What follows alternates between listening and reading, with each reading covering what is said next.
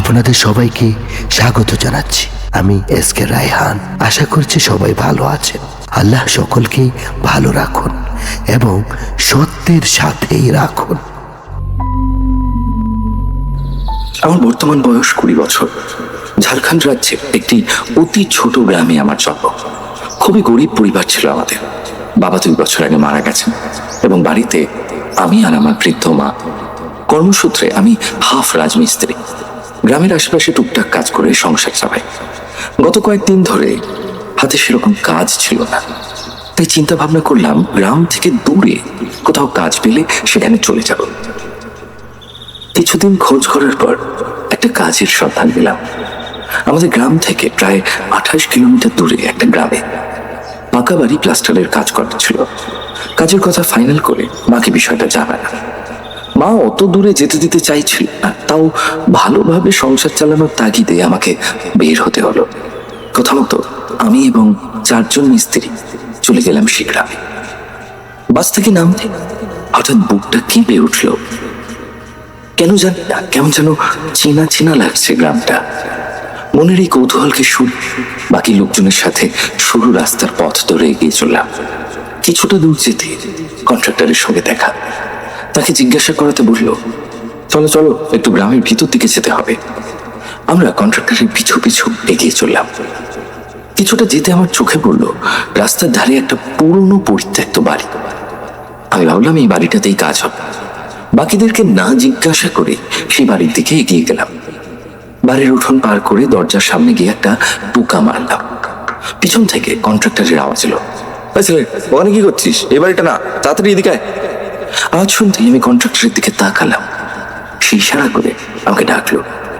ততক্ষণে মনে হলো দরজাটা কেউ খুললো, কিন্তু আমি আর ফিরে তাকালাম না। আমি তৎক্ষণাৎ ঘুরে সামনে ওদের কাছে এগিয়ে গেলাম। কন্ট্রাক্টর আমাকে ধমকে বলল, তুই ওখানে কি মরতে গেছিলি? আমি একটু কৌতূহলী ভাবে বললাম, কেন, কি হয়েছে? কন্ট্রাক্টর সবাইকে উদ্দেশ্য করে বলল, একটা কথা বলি শোন, ওই বাড়ির দিকে যাওয়া তো দূরের কথা, কেউ তাকাবিও না, বুঝলি? আমি আবারও জিজ্ঞাসা করলাম, কেন? সে ধমকে বলল, অত শত জানি না, ভালো চাইলে যেটা বললাম সেটা কর, ঠিক আছে? এই বলে এগিয়ে চলল। মনে একটা কথা বারবার কড়া নাড়ছে। দরজাটা মনে হয় কেউ খুলেছিল, আর দরজা খুলতেই একটা বাজে গন্ধ এসেছিল নাকি। সেটা কি ছিল তাহলে?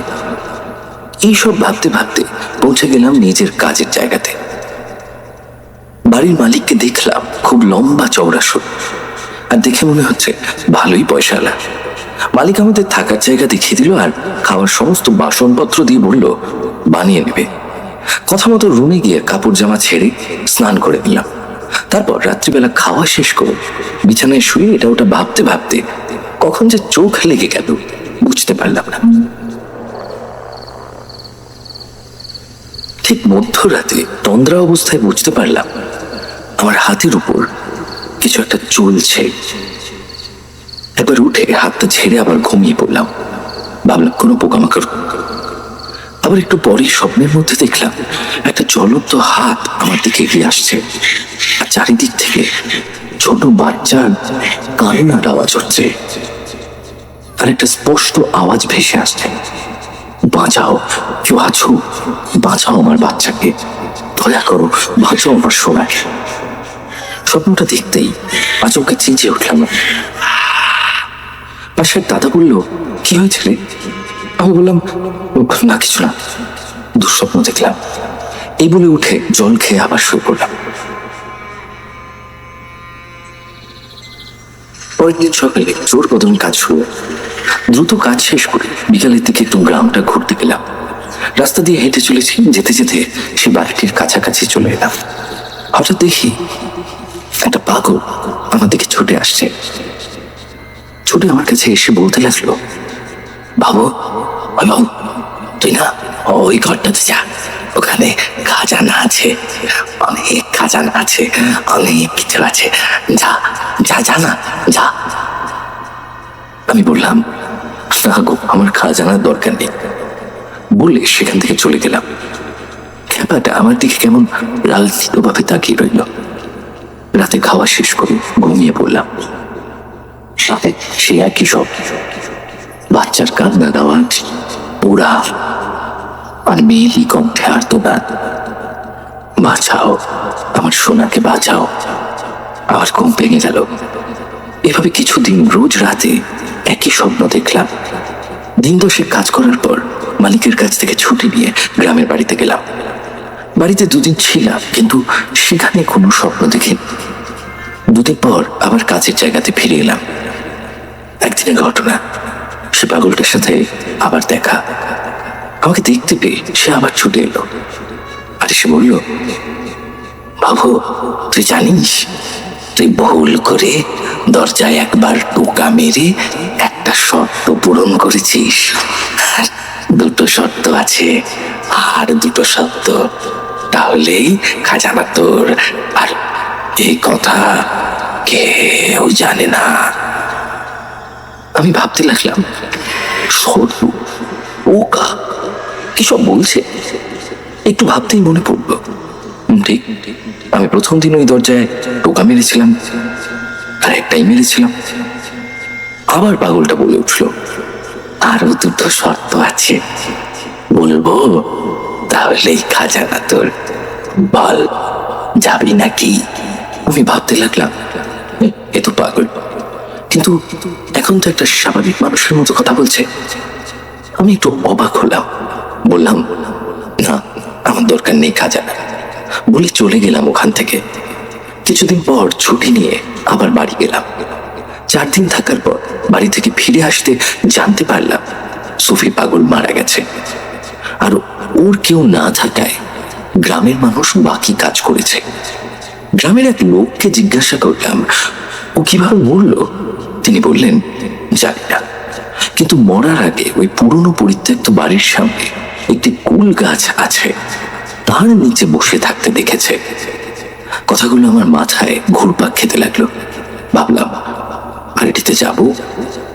একবার ভাবলাম না, আবার ভাবলাম যদি দিনের বেলায় যাই লোকে আমাকেও খেপা ভাববে, আমি বরং রাতে যাব। খাওয়া শেষ করে বিছানায় ঘুমানোর ভান করলাম। সবাই ঘুমিয়ে যেতে ধীরে সুস্থে উঠে হাতে টর্চ নিয়ে বেরিয়ে পড়লাম। কথা মতো সেই কুল গাছটার কাছে গেলাম, যেখানে শেষবার সুফিকে দেখা গেছিল। গিয়ে গাছের নিচে টর্চটা এদিক ওদিক মারতে দেখতে পেলাম একটা স্থানে একটু হালকা মাটি খোঁড়া আছে। টর্চটা রেখে হাতে করে মাটি সরাতে একটা সাদা কাগজের চিঠি দেখতে পেলাম। চিঠি খুলতে দেখলাম সেটাতে বাকি শর্তগুলো লেখা আছে। সুফি পাগল লিখেছে, তুই যখন চিঠিটা পড়বি তখন আমি আর বেঁচে নেই, কিন্তু আমার আত্মা তখনই শান্তি পাবে যখন তুই আমার দেওয়া শর্তগুলি পূরণ করবি। আজ আমি সত্যটা বলছি, ওই বাড়িতে কোনো খাজানা নেই, কিন্তু কি আছে সেটা আমি বলতে পারবো না। আর একবার প্রবেশ করলে কাজ সম্পন্ন না হওয়া পর্যন্ত বের হতে পারবি না। এটাই দ্বিতীয় শর্ত। মনে মনে ভাবলাম, কি ফ্যাসাদে বললাম রে বাবা। আবার পড়তে লাগলাম, তৃতীয় শর্ত, বাড়ির ভিতর প্রবেশ করার পর কোনো কথা বলা চলবে না, যাই হয়ে যাক না কেন। চোখ বন্ধ করে একটা জিনিস খুঁজতে হবে। সেটা কি আমি বলতে পারবো না, তবে হাতে করে ছুঁয়ে দেখে যদি মন বলে এটাই সেই জিনিস যেটার জন্য এসেছি, তাহলে চোখ খুলবি। আর যদি ভুল জিনিস হাতে নিয়ে চোখ খুলিস, তাহলে তৎক্ষণাৎ ওখানেই মৃত্যু হবে। আর যদি ঠিক হয় তাহলে তোর কোনো ক্ষতি হবে না। চিন্তা করলাম ফিরে যাব। আবার মনের মধ্যে কৌতূহল হল, সত্যি হয়তো কোনো রহস্য লুকিয়ে আছে সেখানে। ভগবানের নাম নিয়ে এগিয়ে গেলাম। বাড়ির সামনে গিয়ে দরজায় একবার টোকা মারলাম। ভিতর থেকে কারো পায়ে হেঁটে আসার আওয়াজ পেলাম। কেউ যেন দরজা খুলতে আসছে। মনে ভয়ের উদয় হলো। ভাবলাম, থাক বাবা, যাবো না, যা হবে হোক। পিছন ফিরে পালাতে গিয়ে অজান্তেই পা স্লিপ করে ভিতরে ঢুকে গেলাম। সাথে সাথে দরজা বন্ধ হয়ে গেল। বাড়ির ভেতর ঢুকতেই চোখ বন্ধ করে নিলাম। আমার বাঁ দিক থেকে ফ্যাঁস ফ্যাঁসে গলায় আওয়াজে, কে তুই? এই বাড়িতে কেন ঢুকেছিস? তাড়াতাড়ি বের হয়ে যা, না হলে মরবি। আমি ভাবলাম, ঢুকে যখন পড়েছি ফিরে আমি যাব না। কোনো উত্তর না দিয়ে যেটা খুঁজতে এসেছিলাম সেটা খুঁজতে লাগলাম। কিছুক্ষণ পরই আমার মায়ের কণ্ঠ শুনতে পেলাম। বাবু, হে বাবু, তুই কোথায় এসেছিস? বাড়ি চল বাবা, আমার এখানটা ভালো না। আমি কোনো উত্তর দিলাম না। ভয়ে আমার বুকটা কাঁপছে। এবার বাবার কণ্ঠ শুনতে পেলাম। বাবু, বাড়ি ফিরে চল, দেখ তোর মা কি সব বানিয়েছে তোর জন্য, তোর পছন্দের সব খাবার। বাড়ি ফিরে চল বাবা, আমাদের দ্বারা কোনো ক্ষতি হবে না তোর। আমার হাত পা কাঁপছে। বাবার মৃত্যুর আজ 5 বছর, তাহলে ওটা কার গলার আওয়াজ? কিছুক্ষণ এইভাবেই নানান পরিচিত লোকের আওয়াজে আমাকে বাড়ি থেকে বের করার চেষ্টা করা হলো। তাতেও যখন কোনো কাজ হলো না, এবার রাগান্বিত আওয়াজে মা এবং বাবা দুজনেই বলতে লাগলো, চোখ খুলবি না? চোখ খোল, তাকি দেখ আমরা। তুই না মরদ, দম থাকে তো চোখ খোল। আমার মাথায় ঘুরছে, চোখ খুললেই তো মৃত্যু। এভাবে চলেই যাচ্ছে।